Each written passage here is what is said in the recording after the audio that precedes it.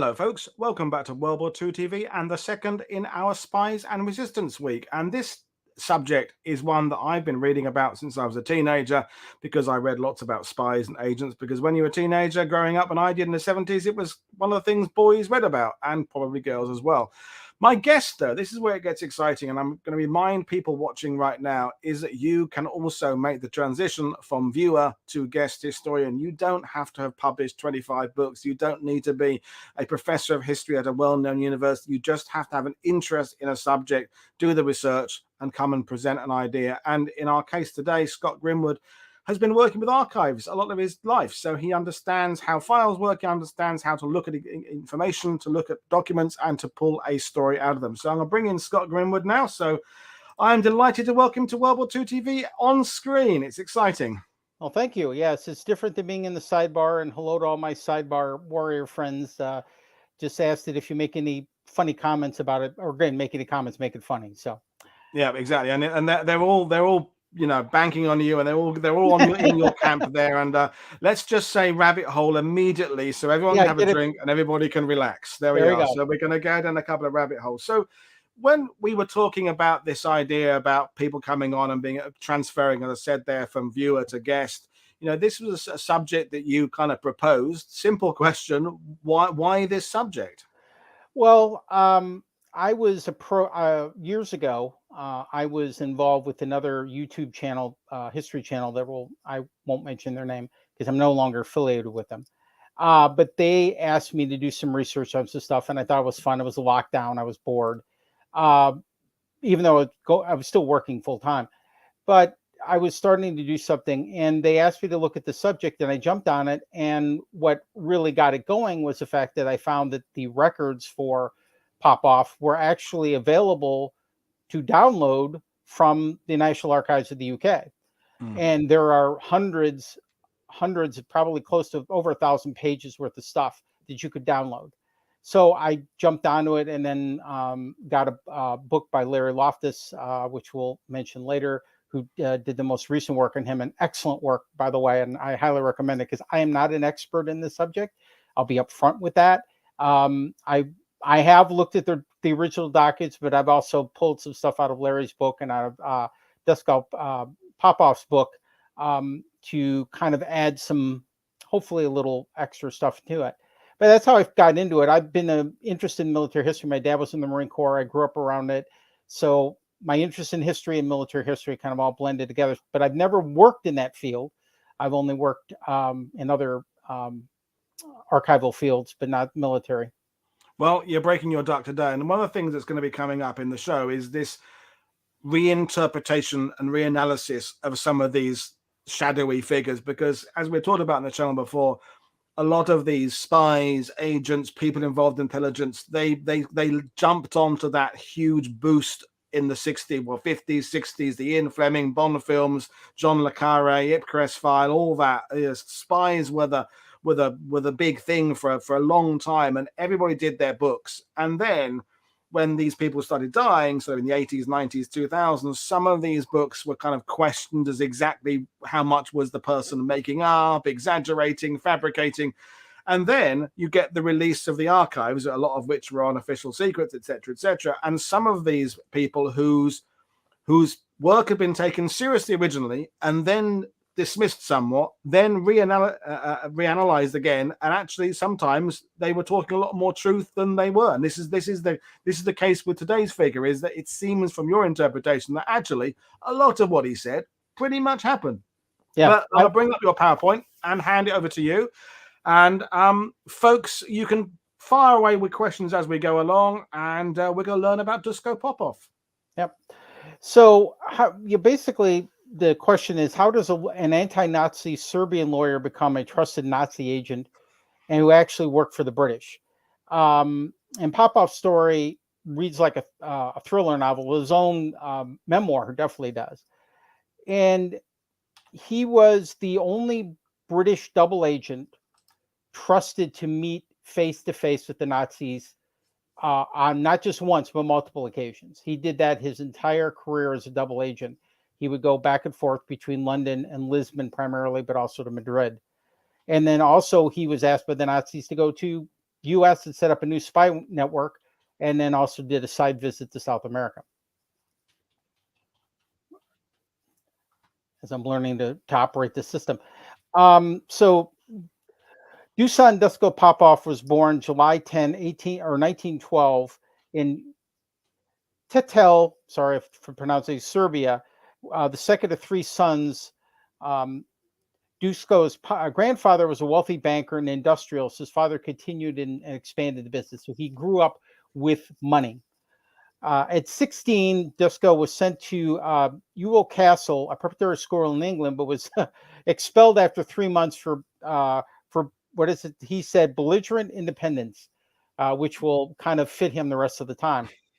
Dusko moved on to the Lycée in Paris, where he did graduate, and then moved on to the University of Belgrade, where he got a law degree. And I put the map up there for our friends on the side who like maps. Not interested in starting a law practice, Dusko instead decided to enroll in a Doctor of Law program at the University of Freiburg in 1934. Dusko felt that because Germany dominated the economy and culture of Southeastern Europe, anyone who wanted to succeed should learn its customs. He chose the University of Freiburg because it had excellent academic reputation and was located near the Black Forest, close to ski slopes, and not too far from Belgrade. At the University of Freiburg, Dusko met Johann Johnny Jepsen, and the two became very close. Jepsen's photograph is over on the right. It's not a flattering photograph, but it's the only one available. Johann and Johnny Dusko not only saw a friend, but somebody that he thought of as an equal. The two, as Dusko put it, we both had some intellectual pretensions, but on the side, we were addicted to sports cars and sporting girls and had enough money to keep them both running. Again, a great quote. Great quote. While at the University of Freiburg, he and Jepsen and another friend of his really kind of either ignored or ridiculed the Nazis. Again, 34, Nazis had just come to power.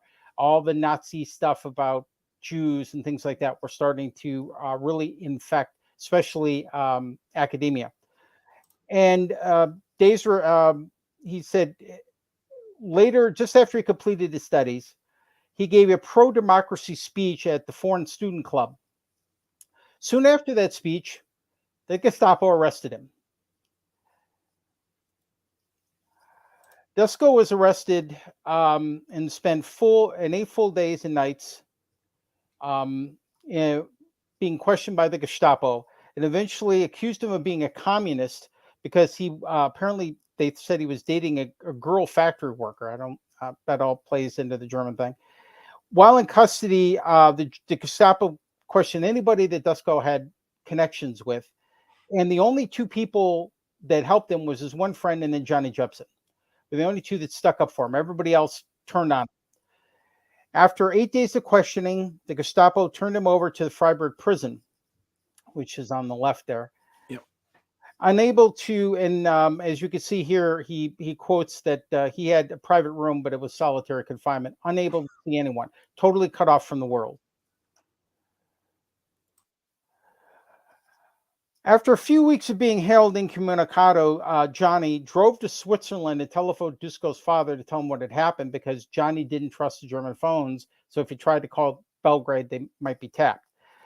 Once he was notified of what happened with his son, his father, who had a lot of political connections, actually contacted the Yugoslavian prime minister. The prime minister, in turn, according to Popov, contacted Hermann Göring, who then had Dusko immediately released from prison with the thing of basically get out of Germany in 24 hours and don't come back. And as you could see there, he said he was not angry to comply. Again, that's what the Popov says. We know from further things later in the years that Hermann Göring had no trouble about interfering with Gestapo business and getting people off, in particular his own brother, several occasions. So take it as you will. Dusko's law practice, we went back to return to Yugoslavia and practice law. His law practice included business with the German embassy in Belgrade. Again, irony upon irony in this case. In January 1940, the German undersecretary approached Dusko about working for the Germans, establishing contacts with Yugoslavian businessmen who then would put them in touch with British businessmen, kind of a loop to try to find a way in. A month later, Johnny requested a meeting with Dusko in Belgrade, and he asked for his help with selling 5 ships that belonged to a company that Johnny's family had owned, and now he was a director. So he's trying to get rid of these ships, but he didn't. With the cover was, or the situation was, he didn't want to sell the ships to benefit the Germans. Johnny wanted to sell them to somebody else, but the Germans would not allow anything like that to occur. So Dusko agreed to help him and went straight to the British embassy. He sat down with him and told him the whole situation. That the German undersecretary contacted him about being a spy. Here's this issue with these ships. We might be able to make things work together. And the British told him to, tell the Germans you might be interested and keep the lines of communication open. A few days after that meeting with the British, Johnny then told Dusko that he had actually joined the Abwehr. He did not want to fight. He did not want to be cannon fodder. Plus, this allowed him to keep up kind of that lifestyle that he liked, traveling, being able to do the things that he could not do if he was in a uniform. And because his family had money and had connections going back to the old German Empire, this was not uncommon for those intellectuals of that type to go into the intelligence branches at the time. Dusko told the Germans that he would work for them, but that he had a contact at the Yugoslavian embassy in Britain that might be able to help. The Germans accepted him into the Abwehr with the code name of Ivan. Dusko received an exhaustive questionnaire to be forwarded to his contact in Britain. The questionnaire showed that the Germans were interested in such things as defenses along the southern coast of England, location of military units, weapons, and who were Churchill's enemies, just in case he invaded, that they could use it to their advantage. Dusko passed along the questionnaire to the British embassy, who then forwarded to MI6 in London. So the British were going to fill out the questionnaire. As a cover for this espionage work, Dusko set up a legitimate business as an import-export consultant in Belgrade. While working on this cover, his car broke down, and the family chauffeur agreed to take him for his various meetings. A few weeks after this process, when Dusko's car still not being fixed, apparently, Johnny told him that the chauffeur was actually working for the Germans and making a list of every place he went. And that list was Johnny was supposed to pick up that list and forward it on to his supervisor. What was on that list that was a problem was that Dusko had made 6 visits to the passport control office the British passport control office in Belgrade, which was known to the Germans as being the headquarters for British intelligence in Yugoslavia. So the cat's out of the bag already, at least to Johnny. Johnny agreed to hold the list that he had gotten from the chauffeur for 24 hours, and that Dusko could give him a replacement list. But that also meant that Dusko had to deal with the chauffeur. Since the chauffeur was a family employee, he needed to consult one of the family members, and the one he went to was his older brother, Ivan, who is seated on the left there in the photo. Ivan was a physician in Belgrade, and he wanted to deal with the chauffeur himself and save Dusko the problem. Dusko said, no, I don't want you really involved. I'm just letting you know that this is going to happen. So what Dusko did is, being a lawyer, he knew a lot of shady people in Belgrade, and he hired 2 guys to kill the chauffeur. But he wanted the chauffeur's body found. So what happened was that Dusko sent the chauffeur out on an errand. The 2 men intercepted the chauffeur, killed him, robbed him, left his body in a railroad yard, and it was written off as a a robbery gone bad.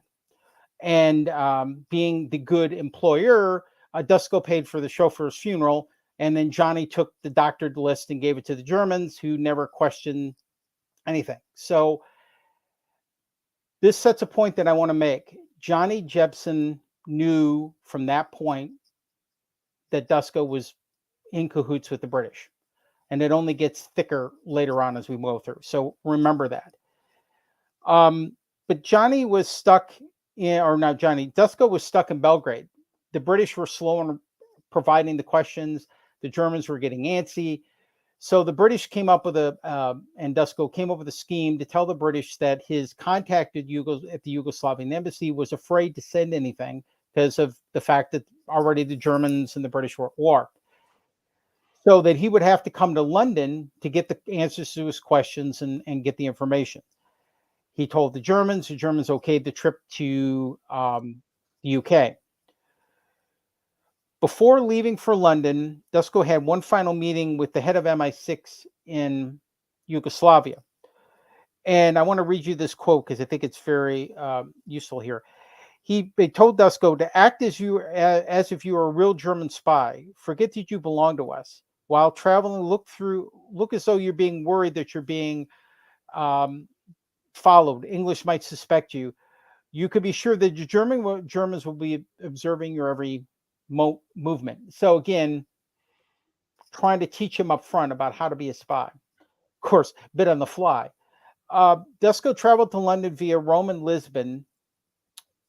And in Lisbon, he was met by what would become his primary adver contact, a Major Ludwiko von Karstoff.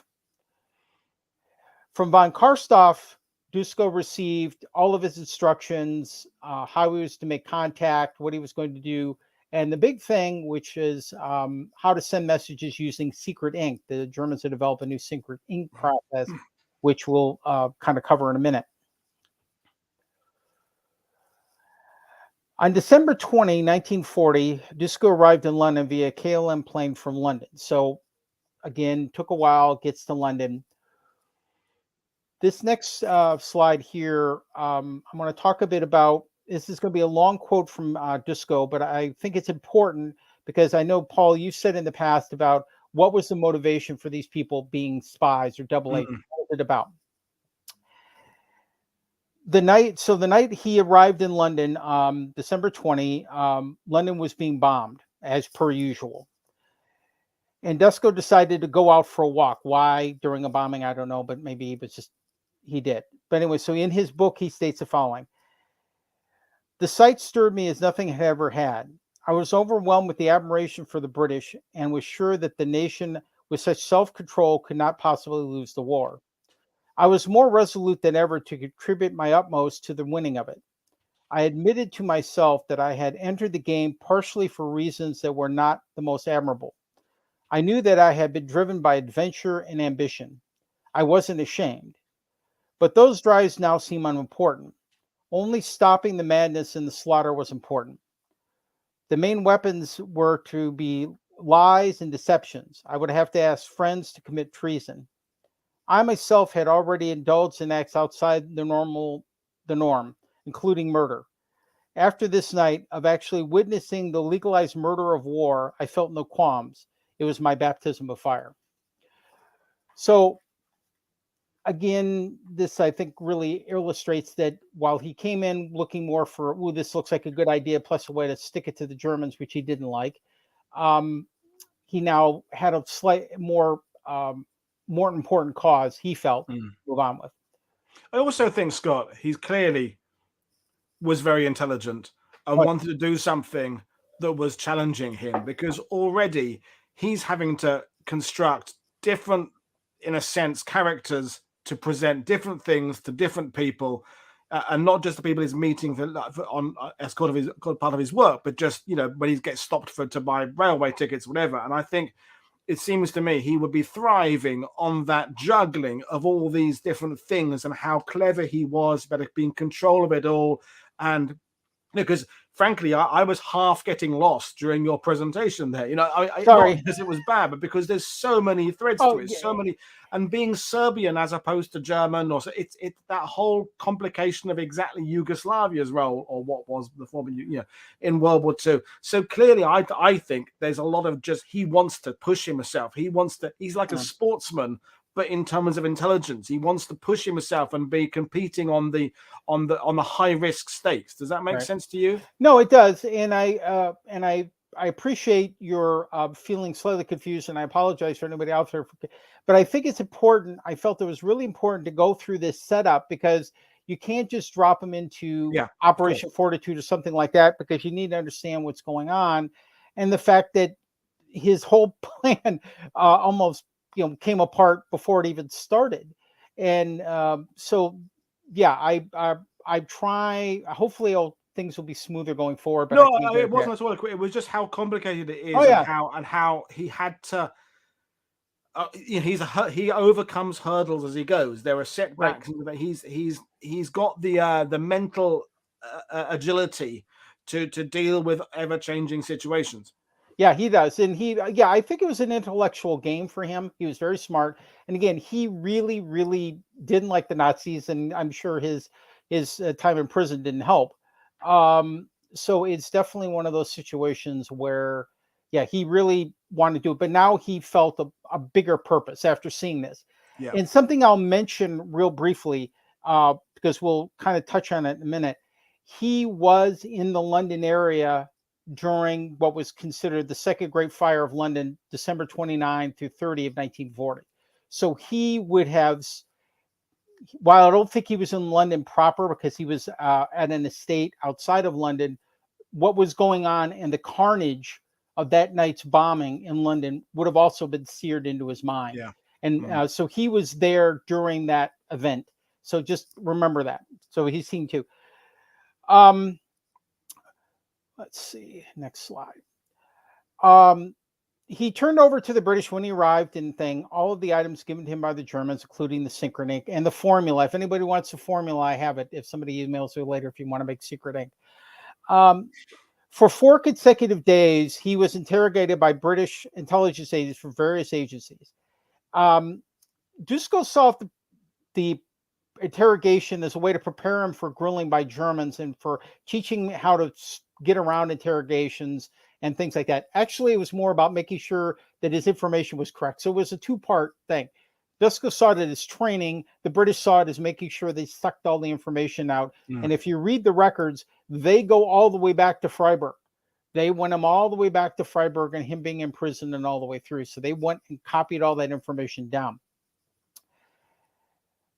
After the 4 days, they basically said, yeah, I think he's okay. We're good. So they brought him into the fold of MI6 and gave him the name Scoot, Skoot, not the world's greatest code name, but it is what it is. And I could not find any information about how the British picked code names.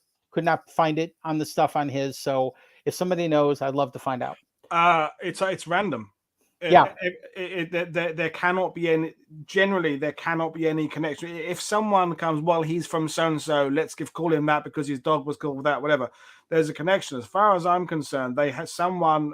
The same applies to a lot of the code names of operations. Someone is just randomly generating lists of words, and when someone needs a code name, they just get the next one off the list. And the person who gives the list doesn't know where the word they're giving is going to, and the person who receives the word doesn't know where it's come from. So there's just no connection. So it's entirely random. So you can't find how it works because there is no system. It is a completely random. That's how I understand it. Right. Well, good. Because I could tell you that some people would have complaints. There were 2 people that we won't mention, but I'll mention their names now. One was codenamed Freak, and the other one was codenamed Worm. So some people got really lousy code names. I don't want to be Ace or it's sort of like it's sort of like the call sign thing for in U.S. Fighter pilots. Yeah. So anyway, I won't be bringing up any more Worm or Freak, but they do play into this story if you get more into it. During these first few days, Dusko met 2 people that would have a big connection with him. One was Lieutenant Colonel then Major T.A. Tar Robertson, who's on the left, and Lieutenant Commander Ewan Montague, who some people may know from later from Operation Mincemeat. He was naval intelligence, and he ended up being part of the Double Cross Committee. Just before New Year's Eve, 1940, Dusko met Major General Stuart Menzies. I hope I pronounced that correct. I think it's Mings or something, isn't it? He's one of those ones that doesn't pronounce it the normal way. But yeah, it's written Menzies, but it's Mingis or something like that. Someone will correct it. All right. Well, I hope they will. Head of MI6, known as C. According to the information I have, the first commanding officer for the Secret Intelligence Service, SIS or MI6, was Captain Marshfield Cumming. And the tradition, since it went with C, and the tradition apparently carries on. Don't know. Menzies invited him to spend the weekend with him and his brother's home. During this weekend, Menzies, and I'll just keep saying Menzies because I was saying that's fine. It's good. It's easy. Yeah. Yeah. And Dusko had a private meeting where Dusko learned that Menzies understood exactly who he was as a person. Menzies told Dusko, again, this is Dusko Popov later stating this quote: "You have the makings of a very good spy, except that you don't like to obey orders." Sounds familiar. "You had better learn, or you'll be a very dead spy." During that meeting, Menzies also said that MI6 would be available to help him, but only call an emergency if he traveled overseas, which he was going to be doing. All right. So this image, real quickly, is Secret Ink. So we talked about Secret Ink, and this is from the documents. This is a letter where the backside is a Secret Ink message. You can see on the left where they have the little thing that was marked off, where you can see it. And then on the right was some sort of camera process. Again, I don't know how this was done, where they were able to bring out the Secret Ink message without actually blanking out the document, because you see the black there on the right. So this just kind of shows the Secret Ink process, and this is the way it started. But it would, while it continues Secret Ink, there was a new method coming. So Dusko established as a cover, again, as an agent for Yugoslavian merchants wanting to ship British goods to Yugoslavia. He set up offices near Piccadilly Circus under the name Tear Lair Limited, which he did to kind of honor Mr. Tar Robertson, and he said it was a way to stick a finger at the Germans. And this was a legitimate company. This was not a front. This was a legitimate company. And the building he chose had about 50 different companies, so that people would come in and go all the time. So his contacts would come in and go all the time and mix in. So again, it looked good to the Germans if anybody asked. It was a good cover. The Double Cross Committee felt that it would be best for Dusko to actually collect the information the German wanted. Again, you cannot believe how detailed these questionnaires were. They're stupidly long, stupidly detailed. It's insane. And they just kept going. Anyway, so they felt it would be best for him to go and collect kind of make the trip. So if they wanted him to go to Scotland, one of the first trips was to Scotland, to get some information about air bases and stuff like that, he would actually travel to Scotland, get the information. The problem was that apparently, according to Dusko, he had a close to photographic memory. So if he was being interrogated, he was worried that he would actually tell them too much information that they wanted to know. So what they ended up doing, him and his first case officer, William Luke, from MI5, I don't know, MI5 and MI6 get crossed up in here. They decided that Dusko and him would go as close as he could to whatever installation he was supposed to see. Then Dusko would go to the bar. Luke would go and get the information and modify it somehow, either by taking pictures, altering the picture, something, and then later show Dusko the pictures of what he was supposed to report, so that when he talked to the Germans, he would report actually what he saw, which was not what he was supposed to see. Again, I know this is very confusing, but you have to understand this. This is how Dusko worked. He actually tried to get this information because the British realized that they couldn't lie. You can't make it all up. If you make it all up, it's going to be blown in a minute. So because there were always possibilities of other sources, plus just overflights. by that time in 1940, the Germans were still flying over the country. So if you lied about the location of an airbase or lied about how it looked, it would show up right away. Oops, sorry. I think I hit the wrong button there. Dusko started feeding von Karstoff enough information to keep him interested, but the majority of the information he would deliver in person as an excuse for Dusko to go to Lisbon. So again, trying to make this contact, keep this contact going. As Dusko describes it, the technique of deception consisted of truth when it was judged that it would be of no harm, or when the benefits outweighed the detriments. Half-truths, which would be misleading, or falsehoods about conditions the Germans wouldn't check. Sometimes lies would also serve to reinforce misleading information the Germans already had. So again, one of the value, and I didn't mention this earlier, the questionnaires were invaluable to tell the British what the Germans were interested in. They were so now all of a sudden they knew what they had, and they would, again, the detail in these questionnaires is incredible. So when he was in Lisbon, he would set up headquarters most of the time, and again, hopefully I get this correct, the Palacio Hotel, and spend his evening hours in the Estoril Casino and in the hotel bar, which, by the way, now is called the Spy Bar. It actually, I believe, actually has some stuff related. They actually, I think, have some of Dusko's receipts from staying at the hotel, I think, on display there, what I understand. But it's now called the Spy Bar. So if you ever get to I want to go to Lisbon Portugal, now. That's it. On my list now. Yeah. You have to go to the Spy Bar. When Dusko returned to Lisbon, von Karstoff interrogated him intensely. And Dusko and got the information that from that original question they were supposed to do. Before returning to Lisbon, Dusko was given a new and even more detailed questionnaire by the Germans. And Dusko said, hey, I can't get all this information. It's impossible. I'm one human. And then if I tried to get too much, then you're going to blow your cover as a German agent. So Karstoff suggested that he find somebody, maybe some people to help him in the UK.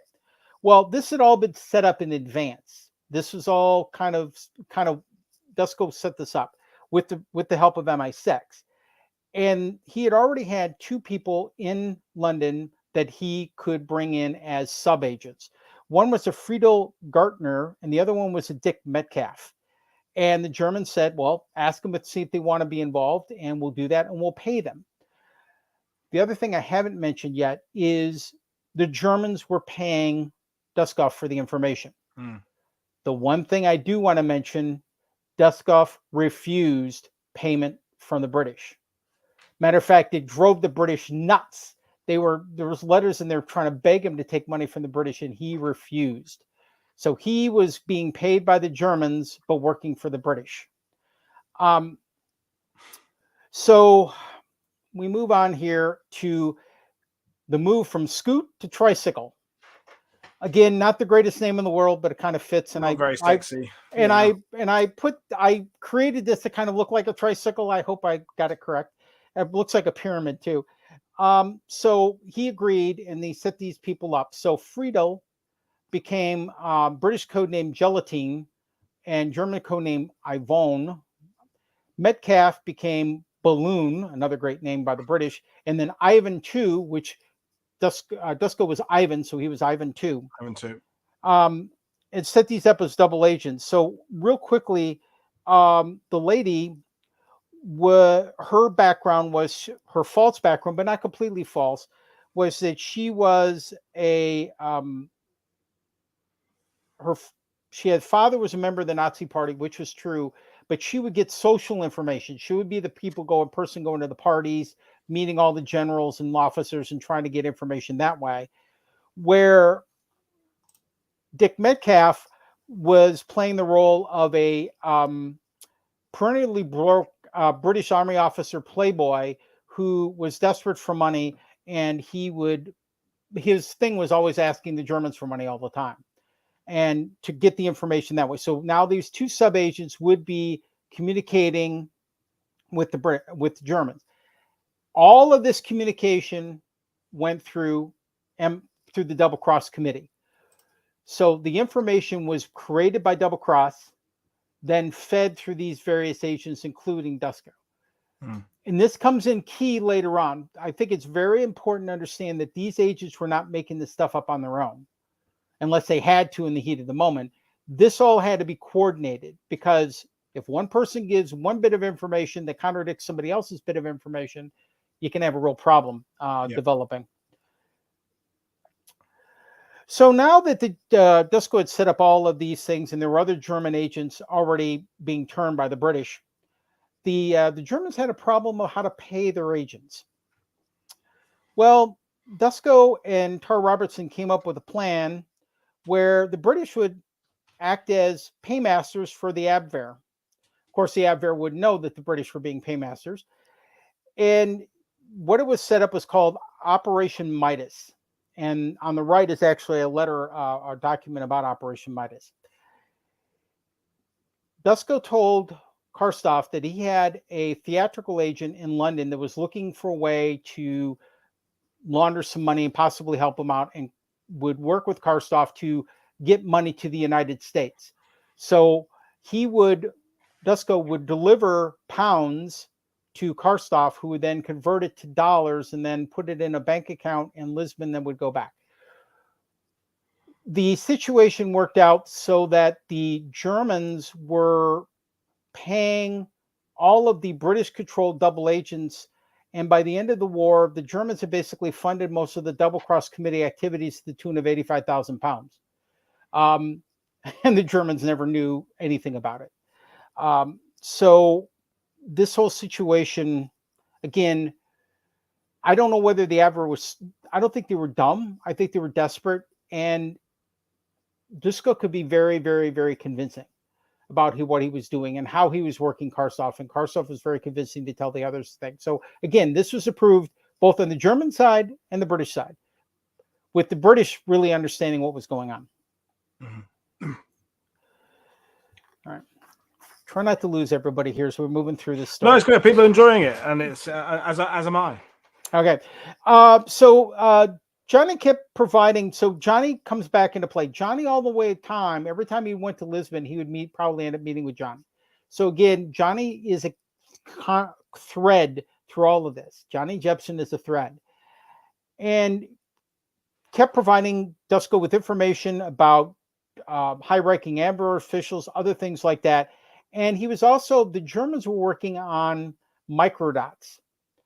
And Dusko was actually ended up being one of the first agents to use the microdot in actual service.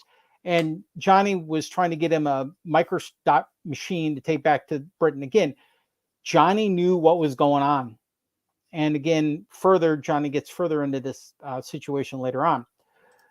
He was also coming up with names of British agents, German agents in Lisbon and Madrid. So they were collecting a lot of information about what was going on in those two neutral countries who were a hotbed of espionage during the war. One of Dusko's primary things was supplying the Germans with a lot of misinformation about the Royal Navy and the Royal Air Force and political information.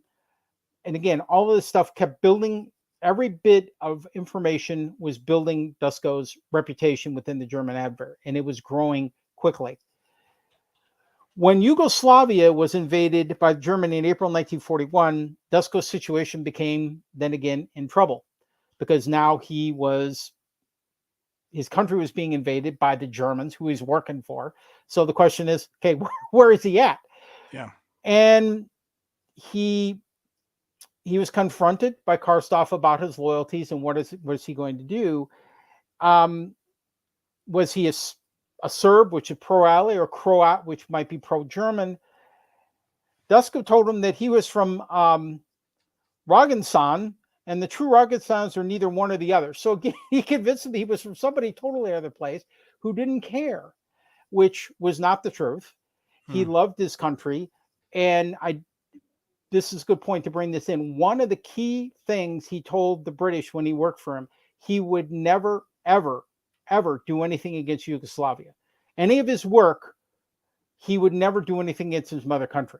They could ask him to do whatever he wanted to the Germans or Italians, but he was not going to do anything to hurt the Yugoslavian cause, period. So also because of the invasion of Yugoslavia, Dusko's business now, acting as an agent between Yugoslavian business, was gone. So he had to come up, they all had to figure out how is he going to continue his work. Both the Germans and the British had to figure this out. The Germans and with Johnny Jepson's help, came up with the idea of he see if he could get a job with the Yugoslavian legation in London, working with them. Now, remember back that his father had connections with the prime minister. And what it worked out was that Dusko had gone to law school with the prime minister's son. So it worked that could, with the British bought into it, Tara Roberts and the rest of them bought into it. Johnny went to work for the Yugoslavians. The prime minister and the king of Yugoslavia knew that Dusko was an agent for the British, but what he was doing, they did not know. But they gave him a job, technically, I would say half official, half non-official kind of thing. But so from now on, he would be operating as an agent of the Yugoslavian government when he would travel to Lisbon, the United States, wherever else he was going to be going. Also at this time, April 41, they asked Dusko to go to the U.S. to set up a new spy network because the FBI just busted up the one that they'd had, and they needed to establish a new spy network, and they trusted him to do that. So the British approved the plan, and the way it would be, it was almost like a espionage lend-lease. Dusko would be working for, still reporting at MI6, but he would be under the control of the FBI because the Federal Bureau of Investigation was in charge of anti-espionage in the United States. It still is to this day. Anything doing with spying in the U.S. falls under the FBI. So that process isn't working in. So it all works. We're going along.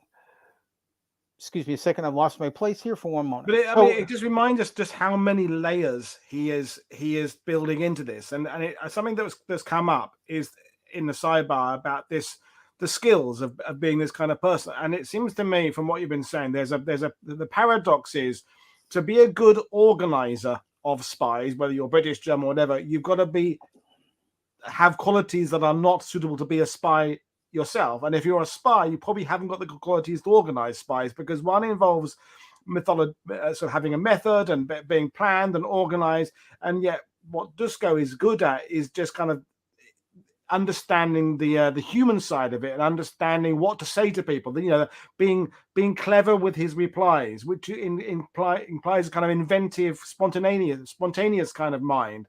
So I haven't really given that as much thought till today, just exactly how complicated it is to work a spy ring with all the different skills are involved in it, and the kind of the contradiction between those skill sets, if that makes any sense. No, it does. And like I said, later we'll get his comments on James Bond and anything, this stuff. It's very complex. A lot of mental gymnastics. You have to keep all this stuff straight, and you got to get people to buy in. And in reality, some of the Yugoslavian embassy could have figured something out. It didn't take a brain trust to do that. So the Yugoslavian embassy was then brought into this plan to get Dusko to the U.S., and they came up with a legitimate cover that he would be going to act as a agent for. He referred to a delegate of the Yugoslav Ministry of Information for the United States. Great title, didn't mean much. But basically to coordinate propaganda efforts. That's what his official role was and why he was being allowed to go to the U.S. Now, I want to give this assessment was done just prior to him leaving, and I want to quote this because I think it's important, again, to realize where the British thought of this, because we're going to have a different assessment in a minute. The British, we regard him as being absolutely reliable and extremely anti-German. He is a likable, courageous young man and finds himself anxious to undertake any task which will assist the Allied cause. He has done valuable work for us. We have no doubt whatsoever his loyalty. Because again, he was always operating a lot of times outside of MI6 control. Yep. They weren't, while he chose to send messages through, again, it was a cooperative relationship. So, I hit the wrong button again. I'm going to get this out, figure this out before we leave, Paul. Now we come to the some meaty stuff here. Before leaving for the United States, Dusko wanted to see Johnny one last time and arranged a meeting in Lisbon. So again, he's back to Lisbon. Dusko arrived in Lisbon on June 24, 2 days after the Germans invaded Russia. So again, a lot in play. Johnny told Dusko that he had been in Italy on a mission for the Japanese to gather information on the Italian naval base at Toronto and all possible details about the British air attack that had occurred on the Italian fleet. Before leaving for the U.S. in the Pan American Clipper, Dusko had one final meeting with Karstoff about his upcoming mission. Dusko was then given another questionnaire, but in a different format. This is with a microdot. So he carries a microdot or microdots with him with the information. The questionnaire was looking for naval information. One particular request was for information about ammunition dumps and mine depots in the Isle of Oahu in Hawaii. Dusko asked if he should get the information from sources in Washington, but again, according to Dusko, and it's supported by Loftus's research in his book, he was actually told to go to Hawaii by the Germans, find a way to get to Hawaii and get the information. Now, I put this on here also for Brad, who's in the chat. You could see that there's a lot of different stuff in there. I think there's information. Is this someone that has the information about the Royal Canadian Air Force, or that comes later? I got something for you, Brad. So all this information, again, this is only, there's a 4-page or 3-page questionnaire, and the level of detail is nuts. You can see how can one guy get this information? I just, sometimes I wonder what the Germans were thinking, but it is what it is. So Dusko boarded a Clipper on August 10, 1941 for a flight to New York. The Germans had given Dusko $40,000 and had set up a meeting method of him getting in touch with more money if needed through a Portuguese firm. The Clipper made a stop in Bermuda where Dusko was met by Hanish Mitchell, an MI6 agent who had introduced Dusko to the British liaison officer to the FBI. Dusko was dropped off at the Waldorf Astoria in New York City. When he got to his room, he locked his luggage and placed it in a certain position and marked it with a pencil before leaving his hotel for a room for a walk. He stopped at the bank, opened a checking account, purchased a car. Got to have a car. It's America. And but when he returned to the hotel, he found his luggage had been moved. And this would be a constant issue with him in New York or his time in the U.S. with the FBI. They would be on him like white on rice. Bugged his room, followed him everywhere. I joked to myself one time that I think if he went into the bathroom, he would be in one stall and the FBI agent would be in the next one. Again, they were, and this will come up here in a minute. On August 18, Dusko met with FBI New York Assistant Director Earl Conley and FBI Special Agent Charles Lehman, who was Dusko's FBI case officer, and as well as Dick Ellis from British intelligence. During the meeting, Dusko shared his background and his connection and assignment from the Germans in the United States. During this meeting, Dusko shared what he had learned from Johnny about the interest in Toronto and the Pearl Harbor questions, and gave the FBI a copy of the questionnaire, the full questionnaire. As well as he also passed along 4 microdots, secret ink, everything. So everything he shared with the British, he also shared with the Germans. Or British, he also shared with the FBI. American. Sorry about that. I momentarily had a brain freeze. So, welcome to my world. Well, and you'll see why later. Thing relates to J. Edgar Hoover. So the next day, Connolly sent FBI Director J. Edgar Hoover a 12-page report of his meeting with Dusko, along with a copy of the questionnaire and the microdots, which had been sent to the FBI lab in Washington, D.C. The FBI never shared the Pearl Harbor portion of the questionnaire with anyone. Hoover did pass along the last 2 paragraphs of the questionnaire that asked information about aircraft production and pilot training to President Roosevelt's secretary, Major General Edwin Watson, in a letter dated September 3, 1941. And that letter is in the FBI library. I tried to get a copy of it so I could have it up on the screen. I didn't get it. Sorry, but it's there. It is in Loftus's book, so check it out there. Right. The next day, September 4, 1941, Hoover had a meeting along with the, I think somebody else with FDR. So he had a meeting the next day. I'm sure this topic may have came up about here because he was taking credit for finding this microdot. This is a great new system. Look what we found. Nothing about the British. Even though Popov's name was on one of the documents, he never acknowledged Popov existed. In Dusko's book, Spy Counter Spy, which we'll talk about later, he describes an intense meeting with J. Edgar Hoover, which occurred after he had been approached by the FBI when he was in Miami on a vacation. He had met a young lady. They decided to go to Miami. Though they decided to share a hotel room under a false "we're married" thing, which the FBI agents told him that if he didn't send the lady home, they were going to arrest him under the Mann Act, which was then a U.S. statute that prevented the transportation of unmarried women across state lines for immoral activity. So again, they're tracing him everywhere. And this morality was a big thing to Hoover. Hoover was a moral police back when it was moral police big time. So he had, after this all occurred and he comes back to New York, he has this meeting with Hoover. And Dusko said that Hoover berated him loudly and with a high, and about him, not only about his, what had happened, but also about his high spending, womanizing lifestyle, because again, he didn't like it. And you indicate there, I love his quote about, with the sledgehammer looking for some search of an anvil, and the other one about the dog turd. That's another quote that I personally like. And Hoover was, we talked about this before the show, a jerk. I won't use the language I used earlier.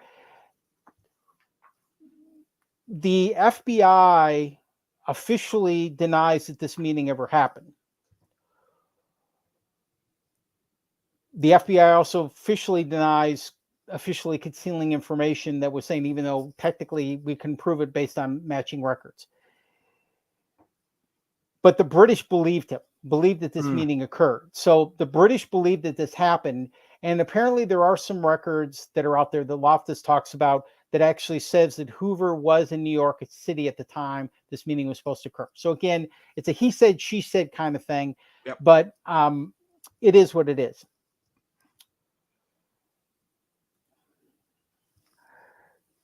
The whole thing with the FBI was going badly.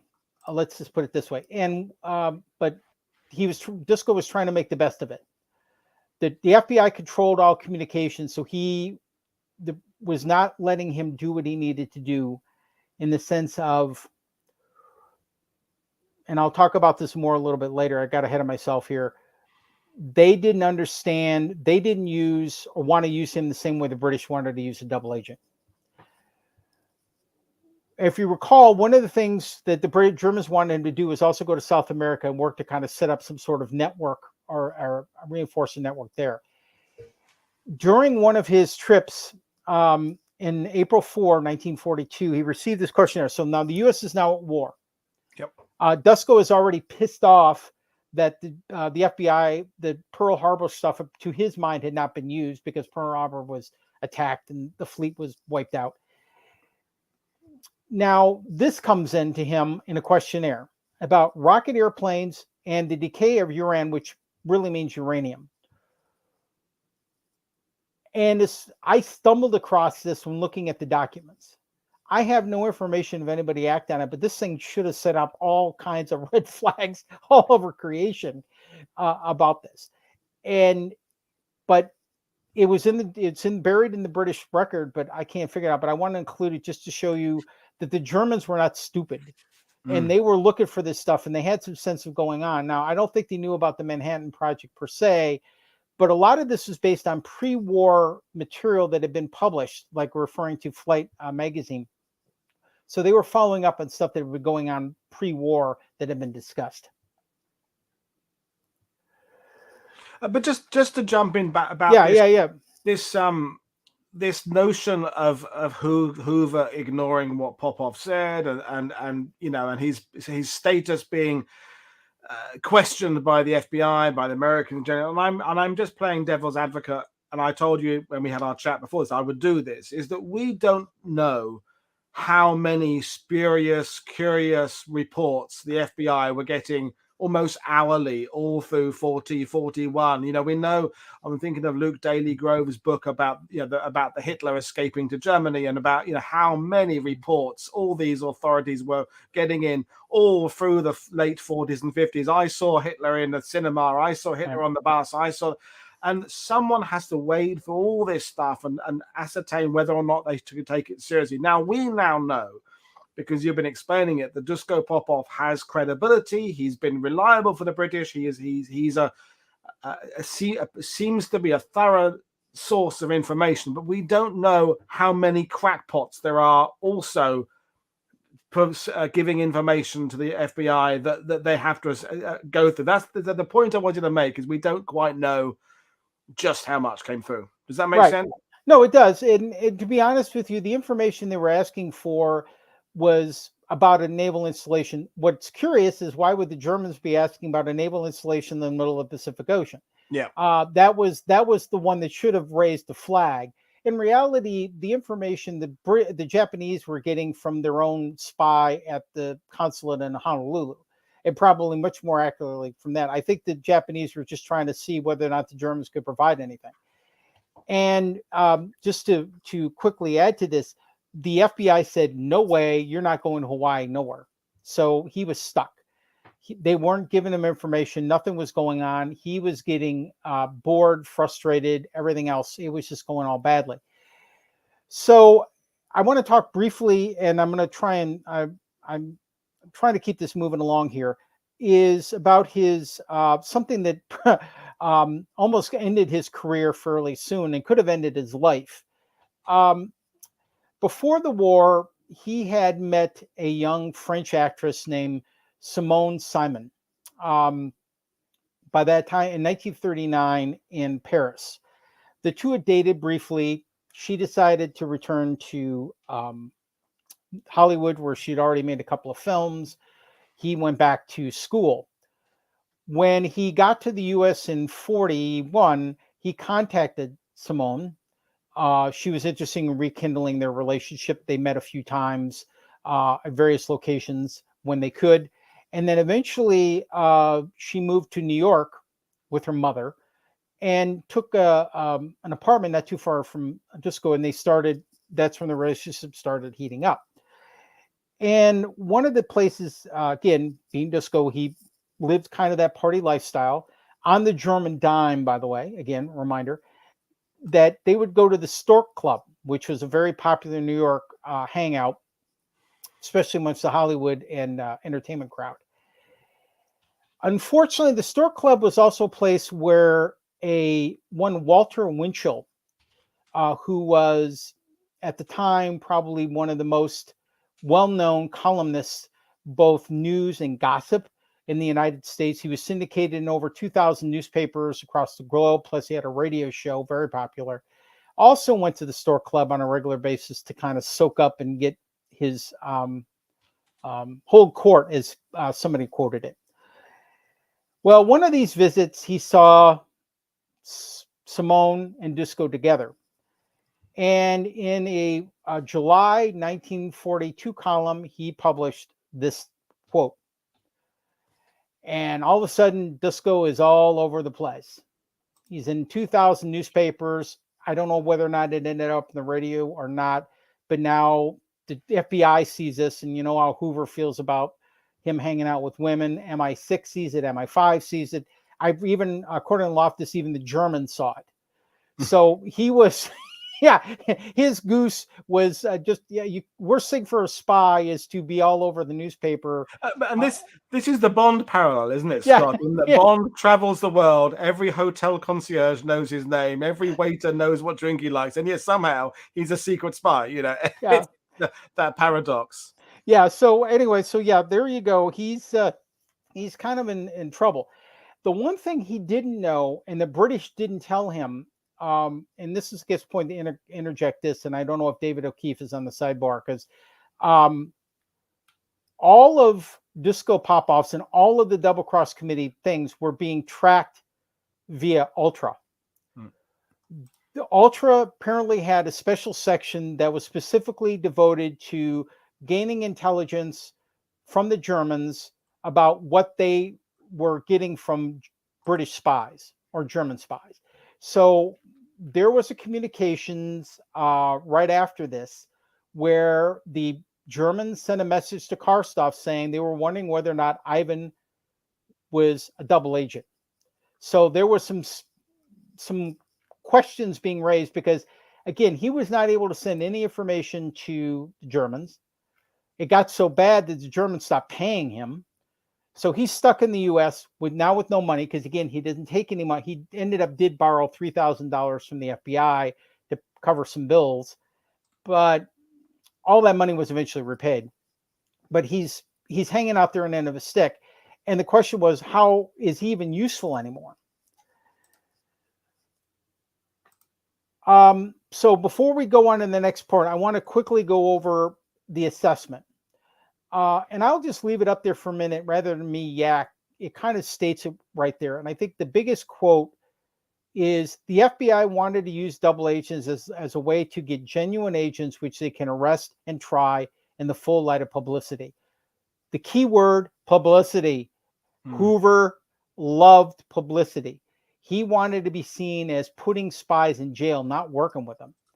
And you can see the one below. They didn't understand. They didn't want to be involved with anything about passing along misinformation. They just wanted to catch spies. And as soon as one of Dusko's contacts got bagged, the game was up. I mean, there was even, I'm going down a rabbit hole now, there was that whole subgenre of movies, because people know I'm a movie buff, in like 42, 43, 44, all about Nazi spies getting captured in the US. You look it up, there's like dozens being made. It was a big thing to kind of... even before then, there was a movie with Edward G. Robertson in the late 30s talking, it was one of the first films made by Hollywood talking about letting people know that the Germans were bad. And I can't remember the title of it right now, but it was before 39 that was out. But again, Hoover and the FBI fed off of publicity. They really, really did. This is a quote actually came from Montague, Into the Lion's Mouth. So in October 42, the mission in the U.S. had fallen on its face and he was done. Get out. He was going to go back to London, but he went first to Lisbon to try to restore his standing with the Arbor. Think about this. His situation is very tenuous. He could have easily hopped a plane, hopped a clipper, and flown to the UK and just they folded the tent and gone on. He decided, with the British okayed it, but it was his decision to go and meet with Karstoff by himself. Remember, he's got no backup. He's got no SWAT team, no special forces come rescue him. And he went to do that. And he was able to convince Karstoff that his mission failed because the Germans didn't pay him. And you can't make this stuff up. It sounds fake, but he did it. He got Karstoff to believe him. And again, I think it was his ability to have that one-on-one connection and convince him. He was very convincing.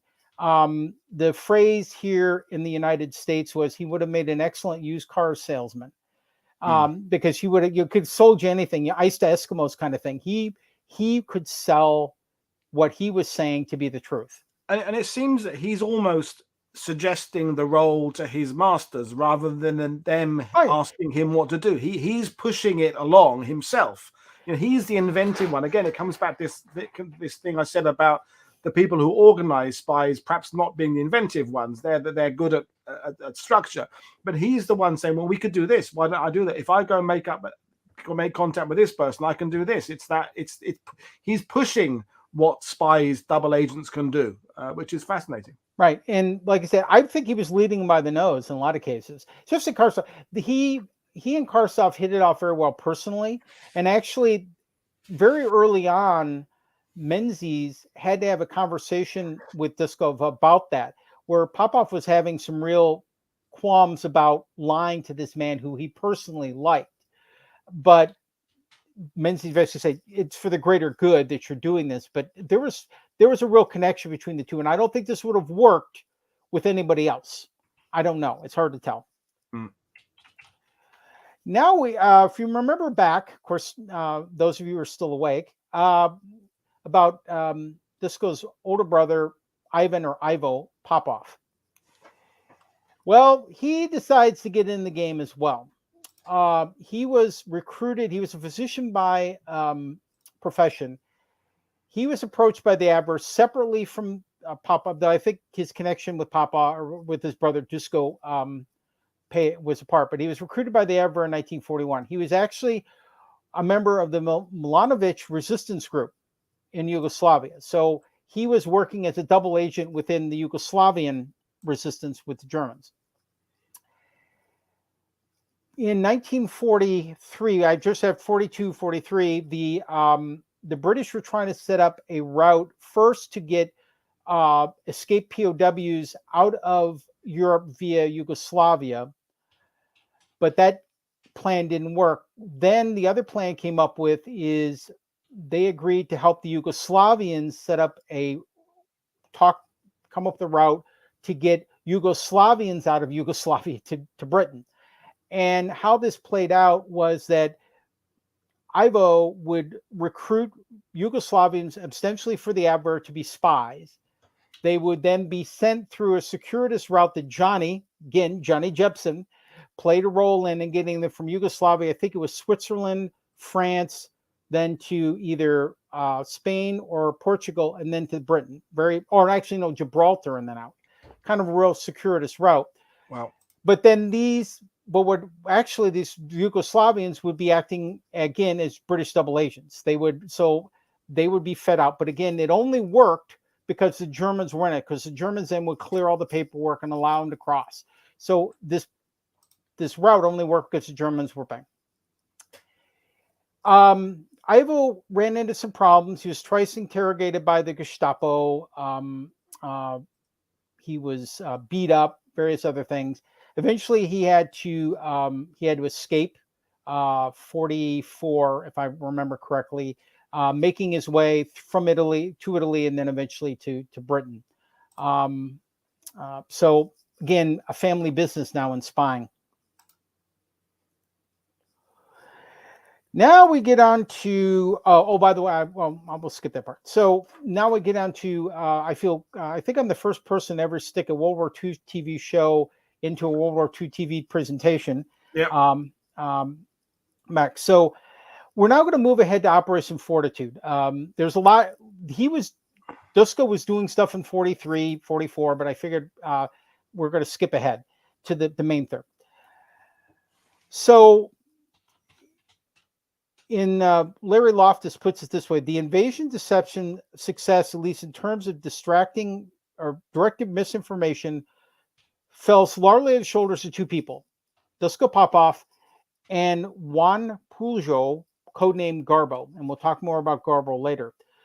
While Garbo would send hundreds of false radio messages to the Germans from his London home, Dusko would meet with German agents face to face and go through interrogation sessions. And you get to this. This is something you mentioned earlier, Paul. The duel of wits and danger, play for the ultimate stakes, all kind of made, again, worked. That I think was Dusko's real juice. He kind of got off on it. Let's see here. Next slide. I like this letter. It's a little early. It's November 1943. It's from Tara Robertson to the people that are creating. So, as I mentioned earlier, all of this misinformation was being created at higher levels. There ended up being through intelligence groups, either in British Army, through SHAEF, through other things. It was being created and then fed down. So the stories all matched. Well, this letter was in response to delay in getting information that Dusko needed to take back to Lisbon. And I like the way he said this in the sense of it seems to me very unnatural that he could find out a great deal of information about a division, but cannot find the single division commander name. So how can you find out about all this kind of stuff and not a man? They were reluctant to provide names. The question is, do you provide a false name, a real name, and how do you make that work? So again, this showed that the British understood that this information had to be detailed. You couldn't leave stuff out. If you left stuff out, it was a good way to end up in trouble and the whole house of cards falling in on itself. Now, this is the last list, his last visit to Lisbon. And things move kind of quick here over the next couple of months. So when he went to Lisbon that last time, he went through the most intense interrogation he'd ever been through. 15 hours of intense one-on-one, two-on-two with other people, some other people the Germans brought in to really make sure that the information he was providing was accurate, because the Germans were using Dusko's information to confirm what Garbo and other agents like Garbo were sending them. You can't do one without the other. So, as you can see here, the great cover thing, he convinced them all about, it was all about Fusag and Patton and Dover and things of that nature. Now, after he left, this report was generated after he left, partially through intercepts and partially through stuff that Johnny Jepson had sent the thing. And one thing I failed to mention, by this time, Johnny Jepson is an official double agent for the British under the codename Artist. So he had fully switched sides by that time. So you could see here that he's considered very reliable, made a big impression on the German general staff, but there was still some trepidation, and they wanted to, how genuine, before they actually acted as if, how genuine was it supposed to be. And there's supposed to be these tests. And the tests would basically be about testing not only Johnny Jepson's loyalty, but also how Dusko would react, because they knew the two were friends. So the object was put kind of Johnny in peril and see whether or not how Dusko will respond. And then the other test was supposed to be about denying Dusko money and seeing how he responds. So again, they were going to gauge if he was he was mad about not getting paid, then that was a sign that he was a genuine agent. If he didn't care, they would say it would be a double agent. The test didn't make a lot of sense, but apparently that was there. But the whole plan, this whole situation went into the dustbin soon after, courtesy of the Gestapo. Now, this is an official quote from a document. What was not recorded, and what Larry Loftus found later, and I agree with him, is that the folks at Bletchley Park or MI5 or MI6 missed communications that were intercepted that indicated that the Gestapo wanted Jepson. And primarily the rationale for it is he apparently was expressing a lot of interest in digging into the financial arrangements around some sort of agent, which turned out to be a false agent, being run by the Gestapo, sort of like a fly trap. And they were wondering why he was asking all these questions, and there was questions about how he was spending his money, stuff like that. So while it says he was tricked, he was not tricked. He was kidnapped. The Gestapo drugged him, carted him off from Lisbon onto Germany. And according to the information that eventually the British found out, but never told Dusko, that he was thrown in the Prince Albertstrasse prison, which was notorious for torture and execution. And once Johnny Jepson was kidnapped, he disappeared, never to be seen or heard from again. There is no record of him after that point. He disappears. The British believed he was killed in 1945, but they were still looking for solid evidence in 1946. Once Dusko would learn that Jepson had been grabbed, he spent a long while trying to find his friend, find out what happened to them, find out who killed them. In his book, Dusko does claim that he found out who was the person responsible for thing, and he tried to kill him but couldn't. I'm not sure if that's believable. But whatever it is, he disappeared. The one key element that I want people to understand is Johnny Jepson knew everything. Remember, this is May 1944. What happens in June? He knew that Dusko was a double agent. He was a double agent. All he had to do to save his own skin, potentially, was talk. He didn't. He never, ever turned in Dusko. So he took that information to his grave. And I will make the case that Johnny Jepson, in a big way, was what kept Operation Fortitude going and made it work. He could have blown the whole thing. Now, again, it's last minute, but still, you could move a lot of troops in 2 or 3 weeks. And this man is unknown, unheralded. There's no marker for him because there's no grave. Probably more than likely the body was destroyed, burned up, got rid of. I mean, there's been nothing. So I've grown to greatly admire this man. Flawed as he was, he is somebody that should be known, and I hope more people would do some research on him. So once that happened, Jepson's grabbed. They have to fold the tent, but they have to do it. So Tricycle is dead or gone in the sense of he has to cut off communication because now they don't know whether Jepson's going to talk or not. He ended up not, but they didn't know it. So everything had to be folded up. So basically, Dusko Popov stops, for all intents and purposes, becoming a double agent in May 1944, just before D-Day.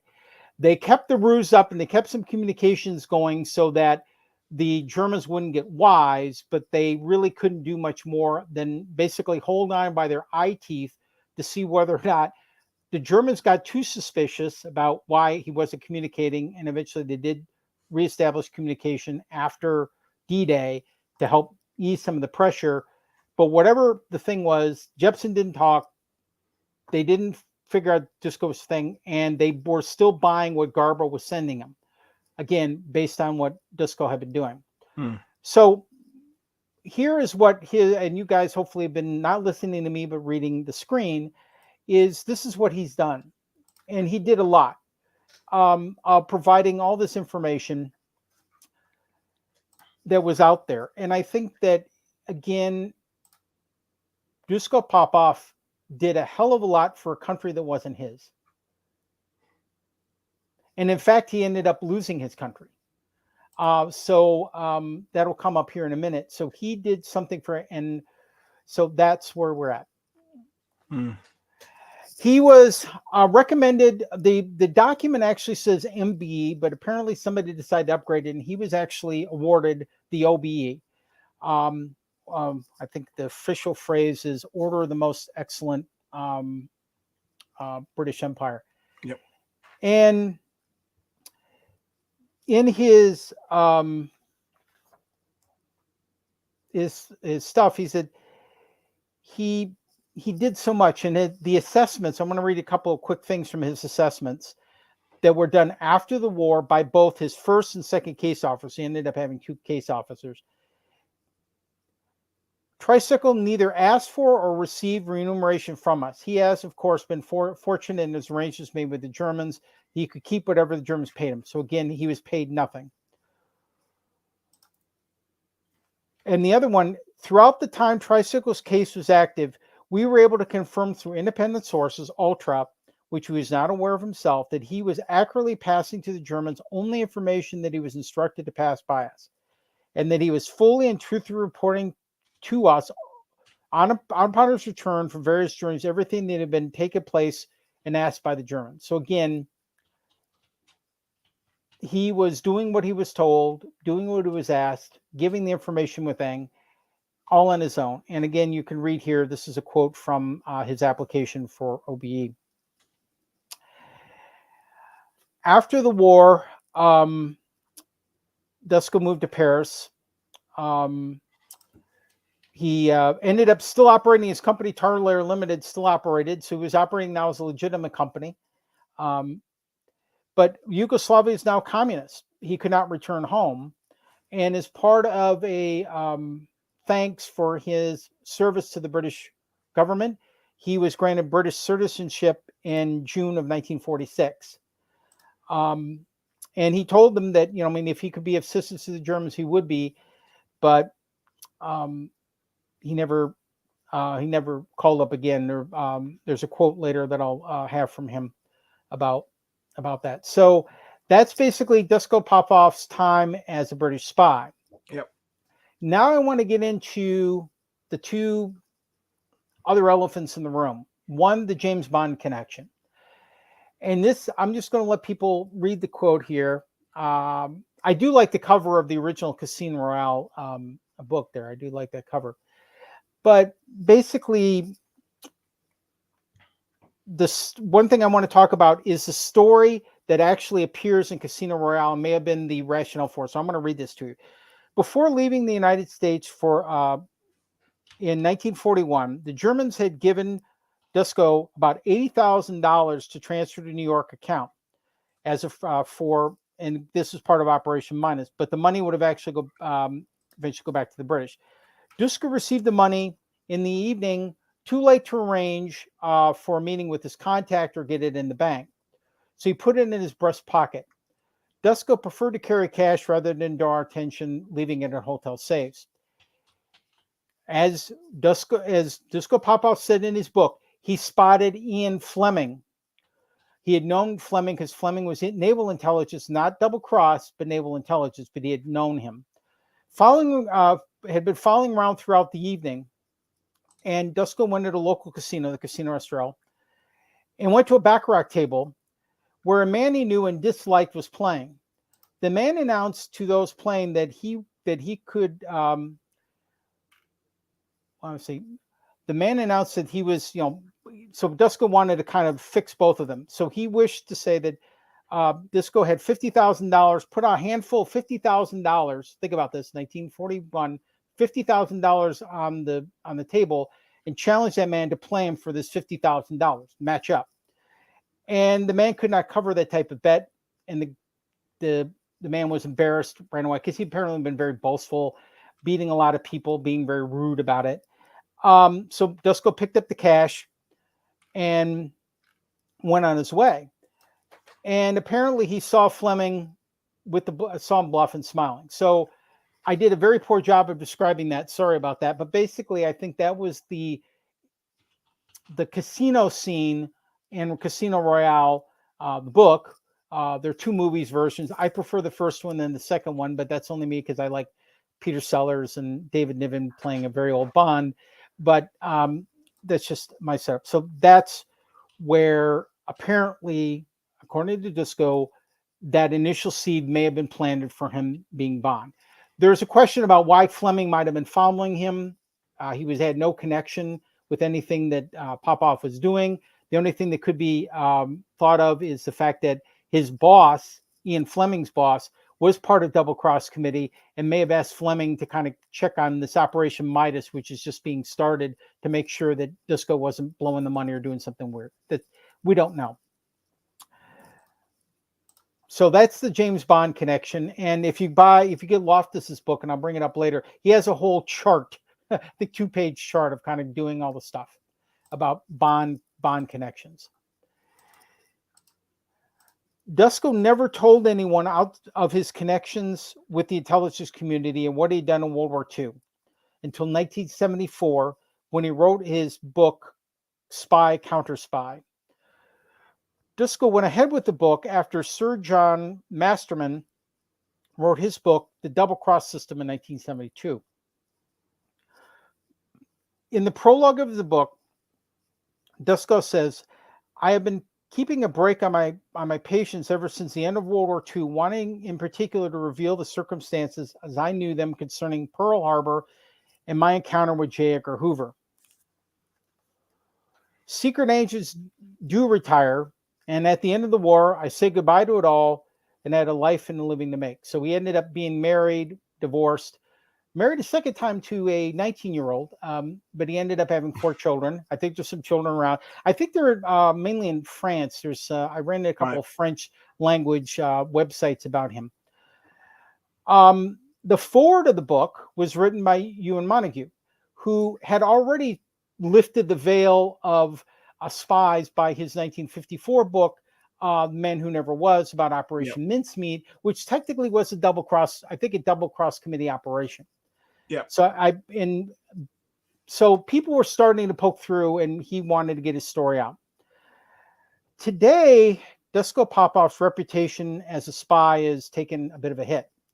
A lot of people, including some historians, consider him an oversexed playboy who wrote his memoirs as a way to cash in on his connection with the James Bond character. In June, in a June 2nd, 2022 article, Secret Agents and Secret Armies, the D-Day Misfit Spies, on the U.S. National World War II Museum website, which is still there, the author says the following about Dusko Popov. He was codenamed Tricycle. There is still some debate as to the source of the code, either because he had 2 sub-agents under his control or because he was always involved in at least 2 women in his complex social life. So, dig. In 1970s, Popov, was identified as a possible role model for James Bond, which he shrewdly then used to publish a memoir to have a few years of fame. That is written by a historian and posted on an acknowledged major museum, which I'm disappointed for them publishing that. Oh, keep hitting the wrong button here. This article also illustrates an issue regarding Operation Fortitude and the agent named Garbo, which I mentioned earlier. Yep. In the article, basically, the author in that 2020 article basically states, and I'm going to use this phrase, I don't think it's ever been used before on this channel, single-handedly bamboozled the Germans prior to the Normandy landings. And I want to read you a quote that he has about Garbo, but I want you to compare it to what was said earlier about Popov. Yep. Garbo was a man, or Pulo was a man who became so key in the deception that his case officers codenamed him Garbo for his star quality. After the war, it was discovered that 86 specific messages from Pulo had been included in high-level German intelligence summaries. This was the highest number of all the D-Day spies mentioned in this article. And to me, I didn't know the intelligence services kept scorecards. Yeah, I didn't and know. as you say, it's all a system that works together. It doesn't matter, as you say, all the information is being assimilated by others, and this is part of a network. It's either the whole network is working or it isn't. It's not the one person is any more part of it than anyone else. It's all the messages the Germans are receiving that is clearly the operation here. Right, but people don't want to believe that. That part of the story, I think, is still out there to be told. There's somewhere above the records that I had access to, there are records of double cross. I'm hoping that they're available that would be able to tell who and how that whole structure was done and how that was all pulled together. This situation with Garbo, though, is even affected one of the agencies that both Garbo and Tricycle work for, MI5. These are screenshots of MI5's website.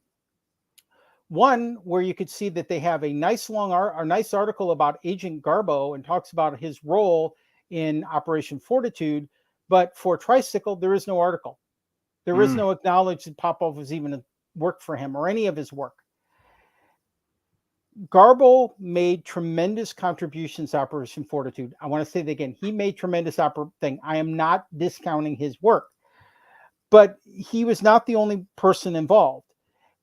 Why would the Germans believe the information being sent from an agent they could not meet with or interrogate? Remember, Garble only met with the Germans once before going to Britain, and after that, everything was radio traffic. Dusko Popov was the live contact that the Germans had to double check information they were getting from Popov and others. If the information from the Germans received didn't match up with what was going on from one to the other, Fortitude would have failed. And I'll get back to something I said earlier. If Johnny Jepson would have talked, Operation Fortitude would have failed as well. And we don't want to think about the consequences. As bad as D-Day was, and I know you have things about the number of lives were lost, a very successful operation. But if somehow Hitler could be convinced to move his armored units in earlier or reinforce more than he already was doing, that turns into a whole different kettle of fish of stuff. So, and then we'll go to the end. And now, as I mentioned earlier, the Popov files are available for download. If you register with the National Archives of the UK, you can actually get them for free. There are hundreds of pages spread over, like, I think 10 different groupings. His brother's stuff is brother's stuff is done, and so is some of Johnny Jepson's material, though his stuff is mixed in. The two books I'll recommend is Popov's book Spy Counter Spy, which is 90% accurate. He does admit up front that he does change word names, leaves people out and stuff, but his memory is pretty good because he had no access to these files. All of the stuff in the files I saw, Popov never saw it. Loftus's book, Into the Lion's Mouth, is excellent. I highly, highly, highly recommend it. It's not the first book on Popov, but I think it's really, really good. And it goes into much more detail about stuff, more about the FBI, more about what's going on. But where he brings into play is he brings in the documents the FBI is generating, that most of with the FDR library in New York, where he actually shows these documents. It shows that this is true. It's not just somebody saying the documents where they're there. And it's very, very detailed book. Highly recommend it. So there you go. That's my story about Dusko Popov and Johnny Jepson. And there you go. Well, brilliant stuff, Scott. And my kind of closing remarks are that inevitably, and Larry Loftus was a guest on talking about Princess Aline with Griffiths a couple of years ago, is that the way the publishing world works, the way YouTube works, if you're telling the story about any of these agents, you kind of got to bring the James Bond thing in. You kind of got to bring the intrigue in. It's all, as we said yesterday with Kate and Johnny, it's the upturned trench coat collars, it's sex, it's intrigue, it's all that. But actually, a book that explained, for example, how this Operation Fortitude double cross operation worked, I'm not saying it would be dull, but it would have to encompass all the people, all the different committees, all the people assimilating information, and it would be much more of a study of in many cases a boring operation, because a lot of it is just paper shuffling. But of course, that wouldn't sell, would it? So this whole thing about selling a story like this is you've got to kind of sell the sex aspect of it, which means it's hard to discern exactly the complexity behind that, if that isn't an odd way of approaching it. But that's my thought. No, and I purposely left the sex out because I wanted to focus on what was going on. Yeah. There's a lot of stuff in there. I glanced over a few things. I apologize for that. But again, this is an overview. I encourage you to go out and look at the stuff and do that. But I think the problem is that the James Bond connection has really clouded what people's judgment about Popov, Dusko Popov, not his brother. And also his lifestyle, again, has a tendency to stick in a few people's craws even today. And the problem with that is then the Johnny Jepson story gets dismissed. And that story, that is something I didn't expect. But boy, did that drill into my head. And think about this guy, and again, nothing. He's gone. I mean, just even in my research today and just opening up Wikipedia pages, the Popov page, like with the keywords, I think the 3 words are Playboy, double agent, spy, Okay. whereas Garbo's are double agent, spy, D-Day or something. So the Playboy one is not misleading because he was a bit of a womanizer, but it's painting a picture that isn't necessarily true. And as David O'Keefe and others have said in the comments, the minute you get connected to James Bond, because who hasn't been connected to James Bond? Christopher Lee, Roald Dahl, Geo Thomas, Ian Fleming himself. Everybody's got a theory as to who the inspiration was for James Bond. But once you bring in a fictitious character alongside real characters, it's hard for the public to kind of start separating the two. And well, if he's connected with the fictional character, he must be fictitious himself. So it gets very complicated. So the James Bond thing, and we used it to sell the show today, but it's in some ways it's a red herring. But yeah, it is, and I used it to show. I'm actually glad now you didn't. I was trying to do that so you might get a few more viewers. I thought about it, but I just had it in the description, but not the title. Yeah, right.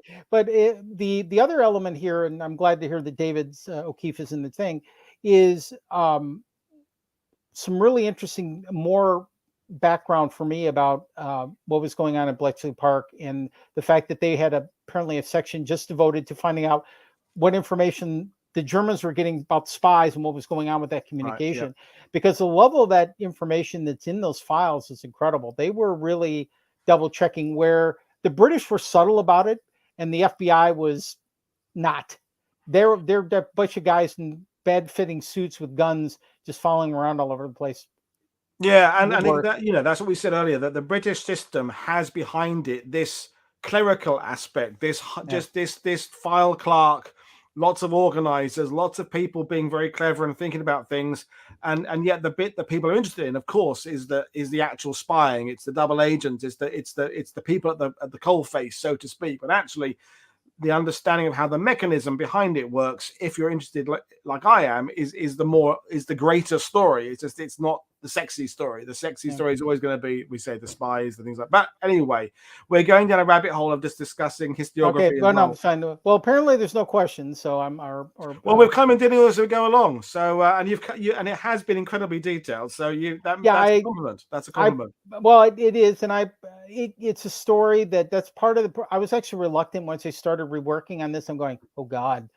It's very detailed.